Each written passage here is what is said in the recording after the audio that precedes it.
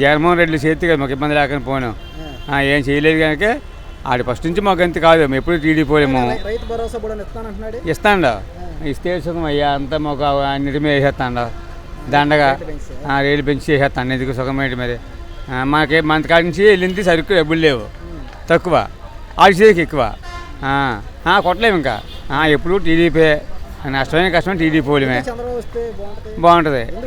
ఆడ అన్ని పథకాలు పడతాండ అనుకూలంగా ఉంటుంది.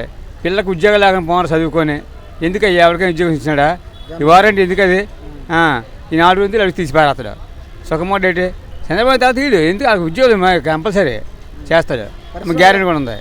ఫ్యాక్టరీలు ఏ ఫ్యాక్టరీలు తీసాడు మా సైడ్ ఏది లేవు. ఇది ఎలాగుందంటే అమ్మ ఒడి నానబుడ్డి ఓ పక్క అమ్మ ఒడి అనే ప్రేయర్ మీద బటన్ నొక్కే కార్యక్రమాలు పెట్టాడు.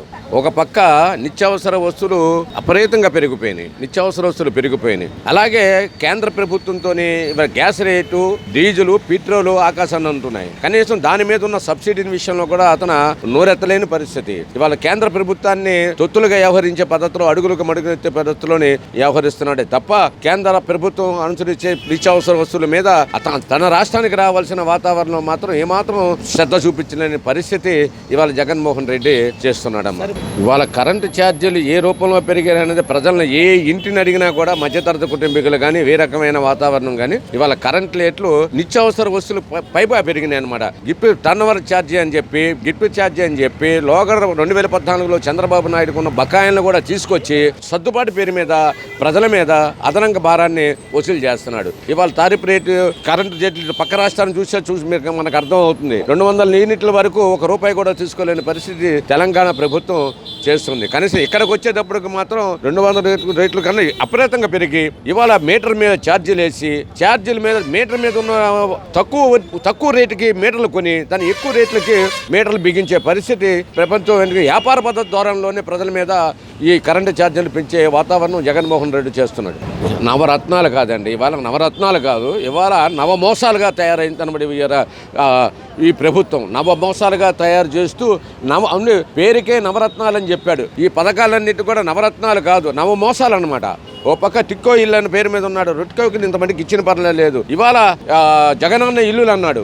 ఏ రకంగా అండి ఇల్లు కాలనీలు ఎక్కడున్నాయి? ఇవాళ కనీసం ట్రెచ్చర్ కూడా వేయలేని పరిస్థితి అనమాట. ఎక్కడో ఇచ్చారు, కొండపాములూరు అన్నాడు, కొంతమందికి ఎక్కడో ఎలగలేరు అన్నాడు, కొంతమంది కొండపల్లి అన్నాడు, రకరకాలు. ఇవాళ ఏంటంటే ఈయన స్థితిలో చాలా బాగా ఉన్నాయండి రేట్లు. కేజీ వచ్చి కందిపప్పు ₹160 ఉంది, మంచి నూనె వచ్చి ₹180 అయి ఉంది. చాలా రేట్లు ఉన్నాయి. అసలు బతకడం కూడా చాలా కష్టాలుగా ఉన్నాయి. జనాలు చాలా ఇబ్బంది పడుతున్నారు. దానితోడు కరెంటు ఛార్జీ కూడా బాగా పెరిగిపోయింది.